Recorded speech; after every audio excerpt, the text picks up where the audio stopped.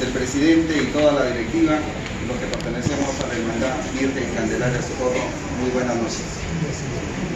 Noche cultural, noche donde recordaremos cómo es que nuestra imagen Virgen Candelaria del Socorro llega un 2 de febrero del año 1537 a las playas del Huancarú, y casi exactamente a espaldas de donde nosotros en este momento nos encontramos, zona exclusivamente del Huancarú. Antes de seguir, quisiera pedirles un gran favor. Por favor, si lo pudieran poner su celular en modo vibración para poder seguir con nuestra charla. Uno de los ponentes de esta charla, si bien es cierto, dos de ellos no son huanchaqueros, pero sí aman, investigan y hacen la historia de lo que fue nuestra Madre Santísima Candelaria del Socorro, y tenemos a ellos a un representante netamente huanchaquero, que como les digo yo, si vamos hacia la mar y levantamos una piedra o que queremos extraer el mococho, encontramos ahí el apellido Guamanchú. De ellos voy a ir presentándoles en un momento. Primero, entonces, al primer ponente, abogado especializado en legislación turística, maestría en planificación y gestión turística por la Universidad Nacional de Trujillo. Actualmente ejerce la docencia universitaria de pre y posgrado en la Universidad Nacional de Trujillo, Universidad Privada del Norte y en la Universidad Señor de Zipán de Chiclayo. Cargos que ostenta: miembro del Comité Consultivo de la Sociedad Iberoamericana de Derecho del Turismo en representación del Perú, miembro de la Academia Peruana de Historia Militar, miembro de la Orden Legión General Francisco Vidal. Ha desempeñado cargos en entidades públicas como presidente de la Cámara de Turismo de la Libertad, presidente de la Mesa Técnica de Turismo de la Macrorregión Noramazónica, director regional de turismo de Mitinsi, subgerente de turismo de la Municipalidad de Trujillo, diputado nacional del Congreso de la República, presidiendo la Comisión de Turismo en los años 1990-1992, es colaborador de diarios y revistas, y hasta la fecha tiene escritos 21 libros de turismo, historia y legislación. Posee distinciones nacionales e internacionales por su aporte al turismo y a la cultura. Gran conocedor de nuestra región y su problemática, y muy amante de la historia que la libertad tiene, y que yo pido un fuerte aplauso para Iván Larriba Velasco.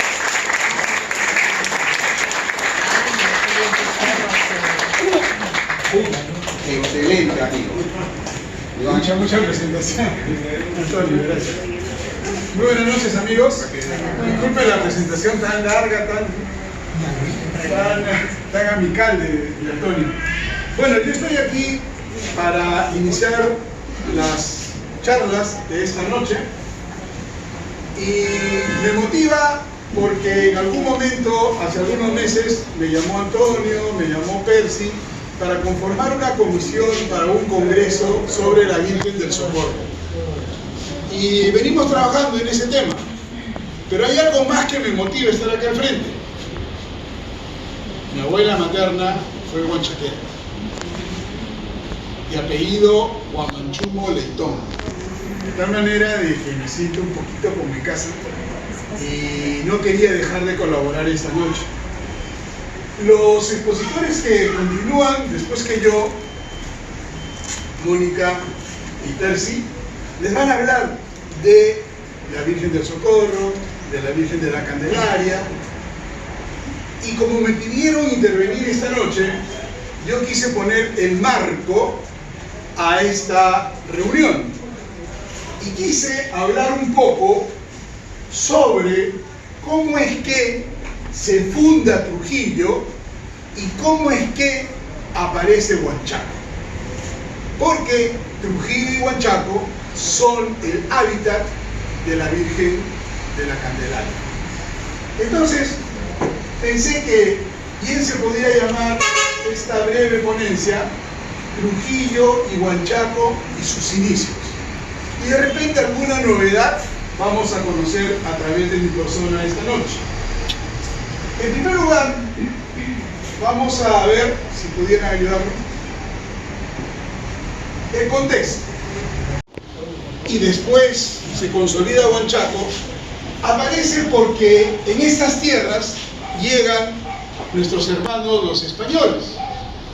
Y recordemos que en el tercer viaje de Francisco Pizarro, él llega a Tumbes en abril de 1532. Había intentado 2 veces llegar a Perú, no había podido, y al tercera, como dicen, va la vencida, él y 160 gentes baja en Tumbes. Un cronista dice que Francisco Pizarro venía en pos del oro de las tierras llanas del Perú. Fíjense, en pos del oro de las tierras llanas del Perú. ¿Y cuáles eran las tierras llanas del Perú? La costa, no era la sierra. Entonces, ese cronista sostiene que Pizarro venía en pos del oro de la costa del Perú. Y nos preguntamos, ¿y dónde estaba el oro de la costa del Perú? En Chanchán, en los Chimú. Y antes había estado en Zipán, en Moche, con los mochicas. Pizarro no estaba en su mente subir a la sierra, sino venir a la costa.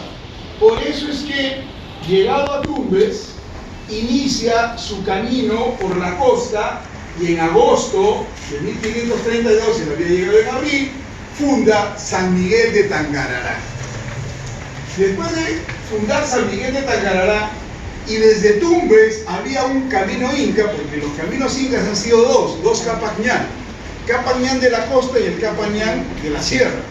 De la sierra salía de Cusco hasta Quito, y el de la costa salía de Tumbes hasta Pachacamac, subía por Payacaca, aparecía por Jauja y se iba a Cusco.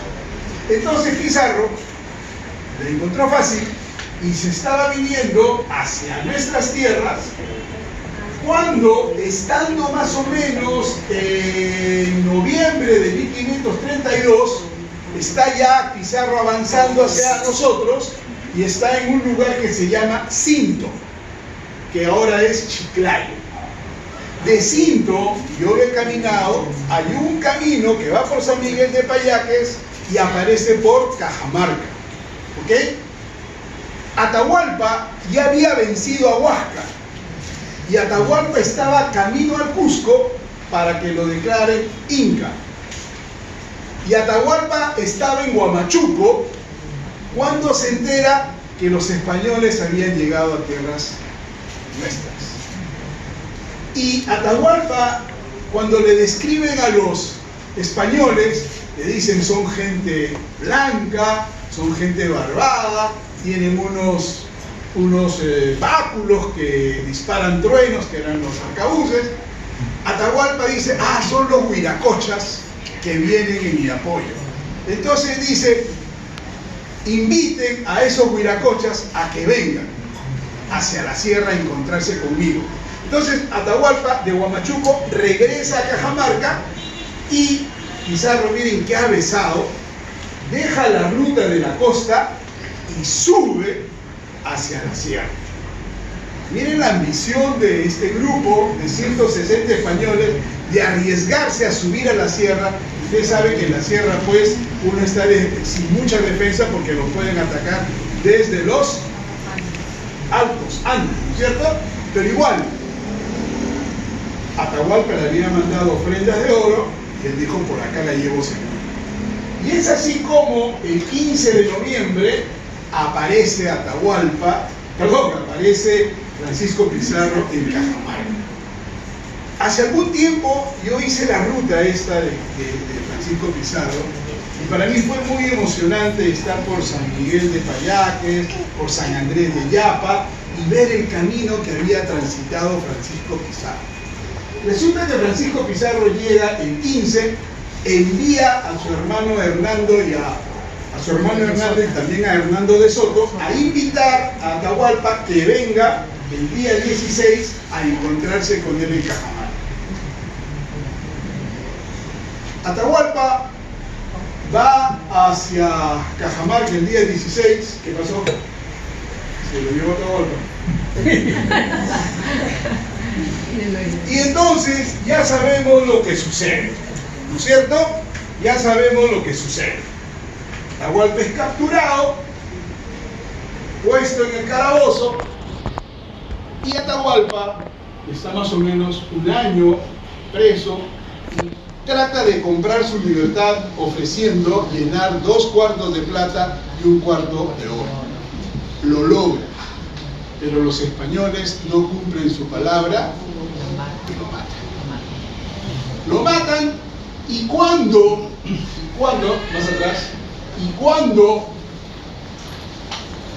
es muerto, comienzan los españoles a fundir el oro para repartirse entre ellos, separando 1/5 para el rey. Las condiciones del permiso del rey de España para que Pizarro venga fue: todo lo que tú consigas, 1/5 es para mí. Entonces separan el 1/5 del rey y dicen: del resto nos repartimos entre los 160. Pero cuando estaban a punto de repartirse, aparece en Cajamarca el socio Diego de Almagro, que no había acompañado a Pizarro en esta primera aventura. Pero llega a Cajamarca y Almagro le dice: a mí también me toca, compadre, porque yo soy tu socio, yo he venido apoyándote, yo vengo trayendo más gente. Y entonces comienzan las rencillas entre ambos, porque Pizarro se niega a darle una parte, termina dándole una parte, pero no a satisfacción de Almagro. Y comienzan ya las roces entre los socios. Y el 26 de julio del año siguiente, de 1533, muerto Atahualpa, llenos de oro y enterados que la gran capital era el Cusco, se olvidaron del norte, se olvidaron de nosotros y dijeron: nos vamos a la fija, nos vamos a Cusco. Y comienzan a bajar al Cusco. En el camino al Cusco, ellos fundan Jauja como futura capital del Perú. Y a Francisco Pizarro le dice a 18 españoles: ustedes se quedan aquí porque nosotros seguimos a Cusco en busca del oro. Y los 18 dicen: la huifla, yo no me quedo aquí, yo también quiero mi oro. Y todos se van a Cusco y no se queda nadie en Jauja. Bueno, estando en Cusco, fundan oficialmente Cusco, ¿no? Pactan con Manco Inca para tener esas relaciones con los incas. Y sucede algo. Si se dan cuenta, Pizarro ha llegado a Cusco, ha avanzado hasta Cinto, Chiclayo, ha ingresado a Cajamarca, ha bajado a Cusco, pero no ha tocado estas tierras, porque se fue por la sierra. Y ahí sucede algo. Siguiente, por favor. Resulta que un personaje llamado Pedro de Alvarado apareció por Quito, al territorio nuestro, donde Pizarro no haya pisado sus pies. Entonces él pensaba venir a conquistar la parte norte del Perú, porque en esta zona Pizarro no había estado y quería ocupar los lugares donde Pizarro no había estado. Enterado Pizarro de este posible problema que se le iba a presentar, envía a su socio Diego de Almagro para que impida el ingreso de Pedro de Alvarado y todo su ejército. No quería competencia. ¿Seguimos? Y entonces, estando en Cusco, Pizarro y Almagro Almagro, por orden de Pizarro, le dice: detén a Pedro de Alvarado. Pizarro baja a Jauja, de Jauja baja a Pachacámac, de Pachacámac se enrumba hacia San Miguel de Tangarará, en Piura, para detener a Pedro Pizarro. Entonces, en algún momento de 1534, Diego de Almagro pasó por Trujillo rumbo, perdón, no había Trujillo todavía, ¿no? No había Huanchaco tampoco, pasó por aquí rumbo al norte a detener a Pedro Pizarro, a Pedro de Alvarado. No hubo batalla. Pudo negociar Almagro con Alvarado y por 100.000 pesos de oro Alvarado entregó su ejército, entregó sus naves y dijo: me regreso con mis 100.000 pesos de oro. Y Almagro le dijo: sí, pero quien te lo tiene que pagar es Pizarro. No tengo la plata yo aquí ahorita conmigo, ¿ok? Y entonces Pedro de Alvarado dijo: ok, vamos a encontrarnos con Pizarro. Para esto, Pizarro, que se había quedado en el Cusco, bajó a Pachacámac y Almagro con Alvarado y sus ejércitos comienzan a bajar a encontrarse con Pizarro para que le pague. Pero Almagro tenía también una misión. Pizarro le había dicho: tienes que fundar una ciudad en algún lugar del norte para que no nos vuelva a suceder lo que nos ha sucedido con Alvarado. Entonces, fíjate dónde puedes tú escoger una ciudad en el norte para que no aparezca otro Alvarado. ¿Continuamos? ¿Se me ha entendido, no? Sí, bien claro. Y entonces, yo les dije: no se ve, lamentablemente, no se ve. Y esto tampoco se ve. Aquí hay los Capañán, ¿no? El rojo es el que va viniendo. Tumbes pasaba por aquí. Quien no lo sabe, la avenida Huamán en Trujillo, la que va de la avenida Larco a Huamán, la avenida Huamán era el camino Inca, ¿no? De ahí pasaba a Moche y se iba a Lima, ¿no? Pasaba por Chanchán, obviamente, y pasaba por aquí, por el Cerro de la Virgen. Entonces, Almagro ya va viniendo con Alvarado, ¿no? Pasan Chiquitoy.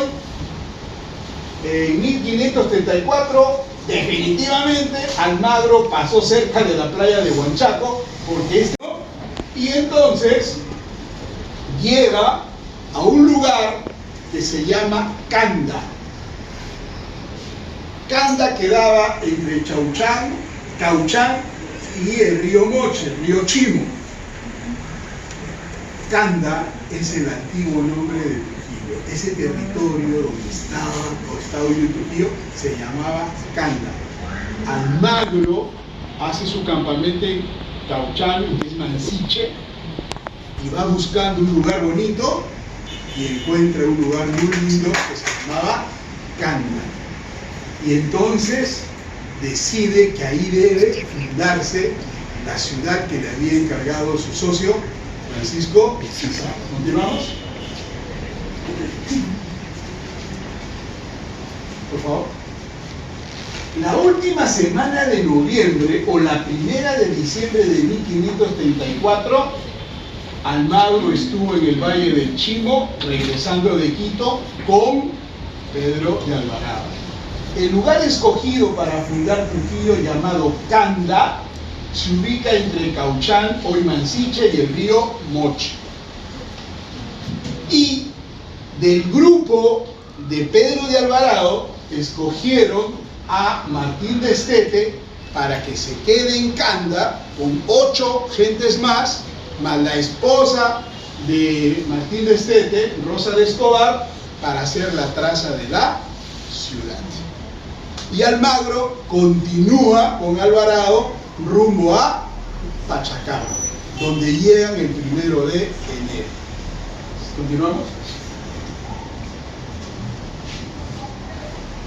Los españoles varones que se quedaron con Estete fueron Rodrigo de Lozano, Blas de Atienza, que fueron los primeros alcaldes después, Diego de Mora, que fue el papá de Florencia de Mora, Diego Verdejo, Antonio de Peromato, Pedro de Villafranca, Alonso de Alvarado y García de Contreras. Ellos son los que se quedaron mientras Almagro continuó su camino. Y la primera mujer española que habitó estos lares fue la esposa de Martín de Estete, como les dije, María de Escobar, conocido como la Romana por su coraje y valentía. He aprovechado, disculpen que no se vea bien, para poner este dibujo del padre Martínez de Compañón. Reconocerán aquí a la Huaca del Sol, ¿cierto? ¿Se acuerdan que el rey de España dijo que todo lo que ellos podían recoger, un quinto era para él? Pues como se quedó Martín de Estete, cuando vino Francisco Pizarro, le dio a Martín de Estete el permiso para explorar la Huaca del Sol, ¿ya? Para que saque los tesoros de la Huaca del Sol, para él y para el rey de España. ¿Y qué hizo Martín de Estete? En lugar de cavar y bajar la Huaca, le dio el río Moche y lo tiró contra la Huaca. Y solamente de la Huaca queda un tercio. Lo que conocemos nosotros es un tercio. Imagínense lo grande que fue. Y las cosas que encontraron. Dice que encontraron hasta un trono de oro. Bueno, se lo llevaron. Seguimos. Esta es la traza de Trujillo. Es posterior de 1690 y tantos. Es un perfecto llanero, ¿no? Y antiguamente, cuando se fundaba la ciudad, se entregaba solares, terrenos, de calle a calle, ¿okay? A Francisco Pizarro le tocó este solar, que ahora está la Casa del Gobierno Regional en la Plaza Mayor. Dejaron espacio para la iglesia catedral y se repartieron los solares. Esa fue... Seguimos, por favor. Esa es más o menos la historia de Trujillo. Y después, como Almagro no tenía órdenes ni facultades de fundar ciudades, simplemente la escogió y dejó que la hagan el trazo, y le dijo el 1 de enero de 1535 a Francisco Pizarro: ya encontré un lugar bien bacán que se llama Canda, ahora se va a llamar Trujillo de Extremadura en honor de tu nombre, y tú, como eres el funcionario que tiene autorización para fundar, tienes que ir a fundar. Y Francisco Pizarro viene y funda la ciudad de Trujillo un 5 de marzo de 1535. ¿Ok?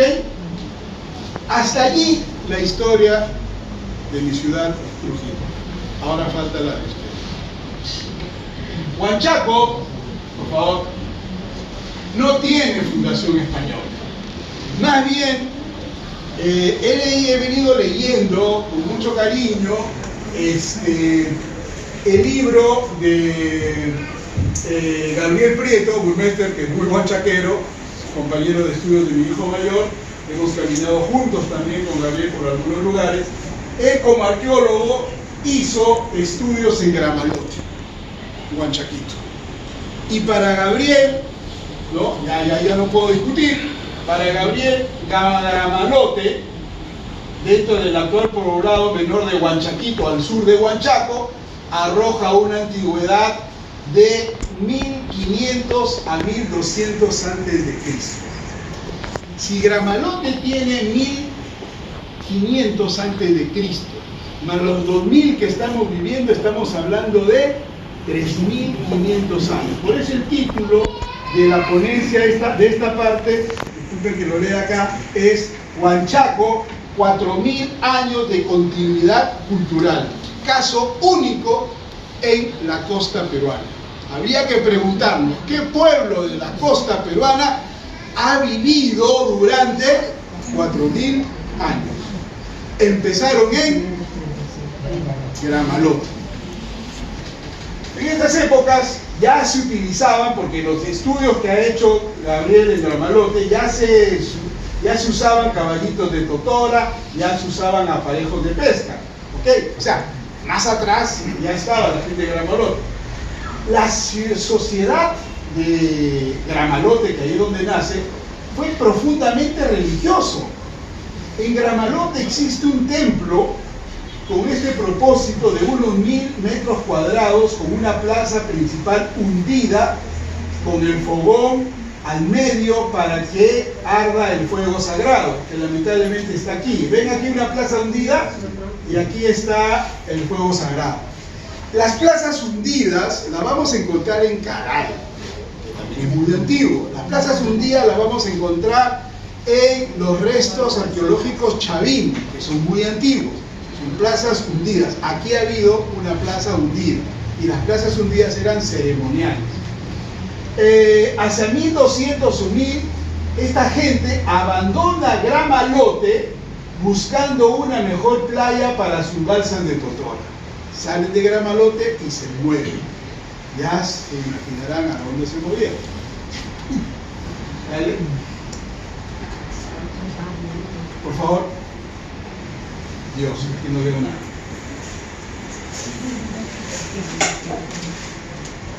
El caballito de Totora es el gran aporte huanchaquero de las culturas moche y chimú. Gramalote no es moche, antes del moche.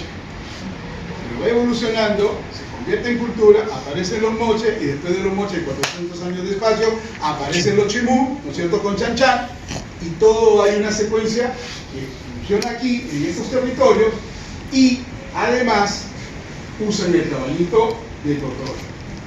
La actual ocupación de Huanchaco puede ser desde la época chimú. Parece que hay más chimú que moche aquí. No lo digo yo, lo dice Gabriel, ¿verdad? Y pudo haber funcionado como puerto de Chan Chan.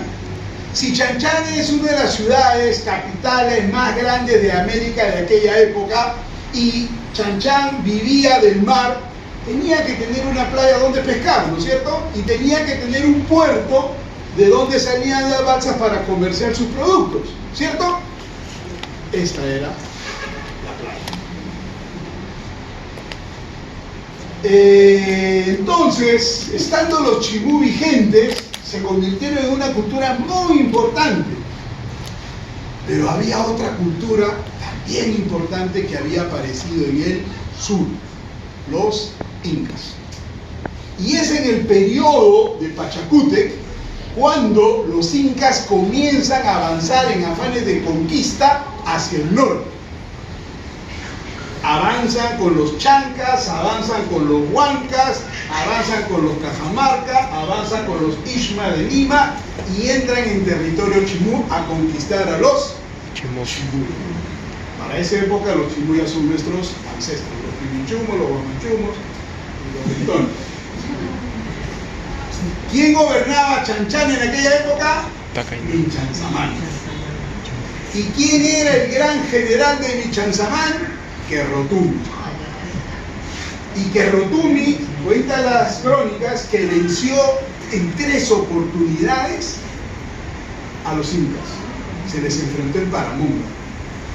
Pero los incas habían avanzado por la sierra, ya habían conquistado los guamachucos, ya estaban conquistando a los cajamarcas y se venían de la sierra a la costa. Entonces Michansamán le dice a Querrotumi, vente a apoyarnos. Y Querrotumi viene. Se da la gran batalla en las pampas de Chiquitoy. Aquí, cerca, se enfrentan las tropas chimú que quedaban guarnecidas en Chiquitoy y los incas. Querrotumi vende cara su derrota porque fueron derrotados, todos fuimos conquistados por los incas, y se suicida. Querrotumi se suicida, Michansamán es tomado preso y lo llevan al Cusco para casarlo con una de las hijas o hermanas del Inca. El monarca chimú fue llevado al Cusco, todos lo sabemos, y el segundo se suicidó. Todo esto sucedieron en estas tierras.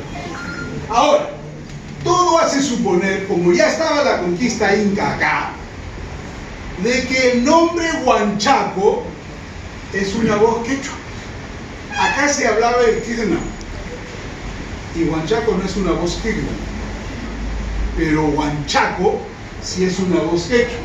Huanchaco significa, es el nombre de un ave de pecho rojo. Alguna vez me llegué por Cajamarca y en Cajamarca, en Baños de Nica, encontré una gran banderola, la fiesta del Huanchaco. ¿Dónde está el mar aquí? Era la fiesta del pájaro de pecho rojo. Este es un dibujo del padre de Compañón. Es la fiesta de Huanchaco, ¿no es cierto? Es un ave serrana, es un ave andina. Y Huanchaco es un nombre andino, es un nombre quechua, producto que los incas nos conquistaron. ¿Ok? Sigue la historia, por favor.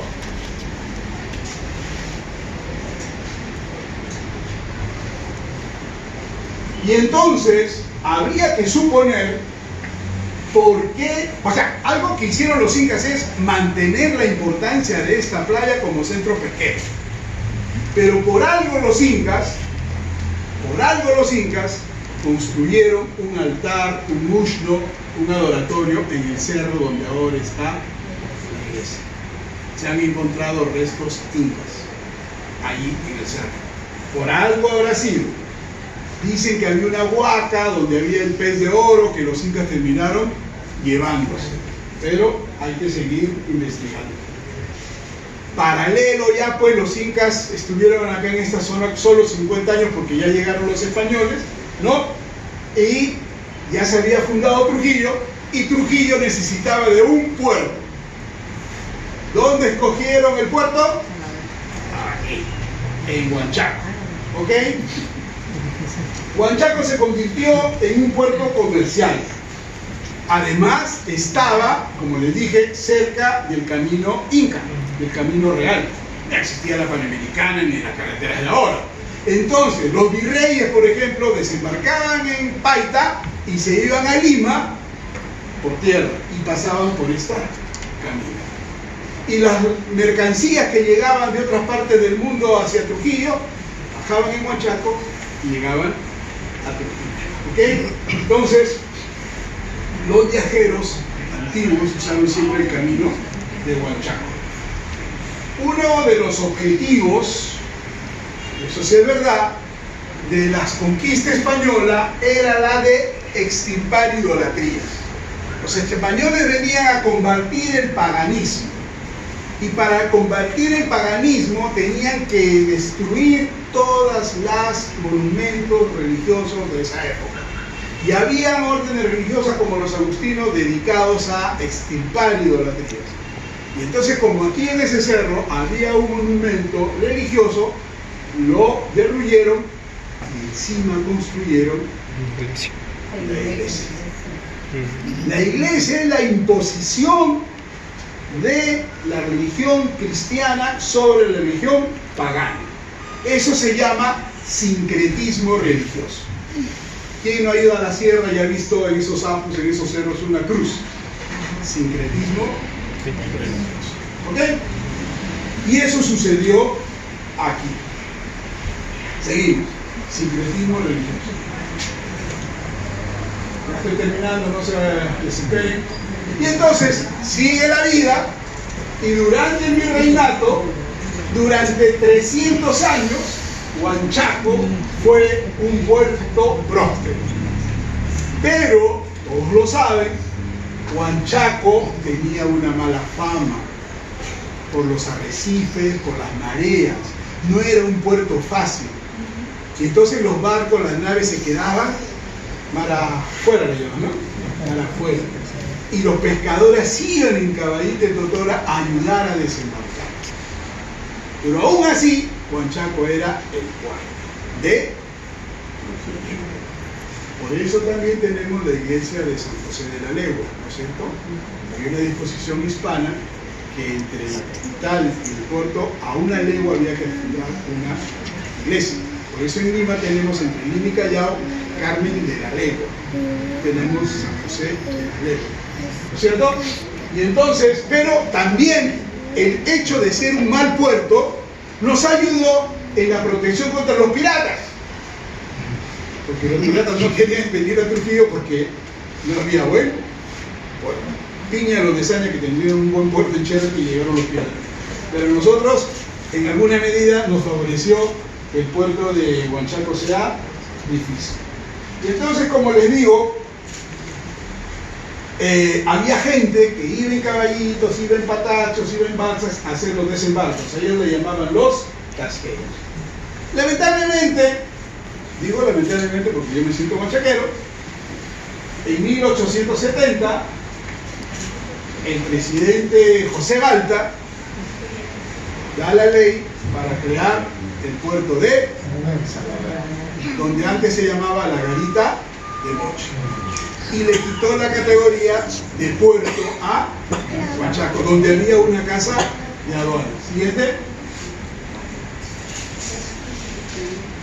Y entonces, digo yo, si bien es cierto, Huanchaco dejó de ser un puerto, se convirtió en uno de los más bellos balnearios del Perú, depositario de una cultura milenaria, bajo la bendición de nuestra Virgen de la Candelaria del Socorro. Muchas gracias por su atención.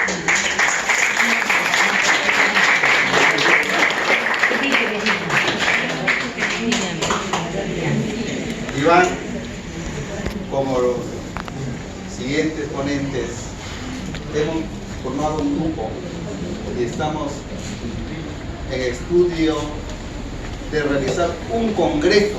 ¿No, Iván? Sí. Iván es uno de los principales participantes de este congreso. Ojalá lo podamos hacer un congreso sobre todo lo que es la historia, la reseña, mito, leyenda de nuestra Madre Santísima Candelaria del Socorro. Iván es uno de ellos, y realmente, quienes no lo conocen a Iván, es un don que Dios le ha dado para estas exposiciones magníficas y magistrales. Por favor, un fuerte aplauso.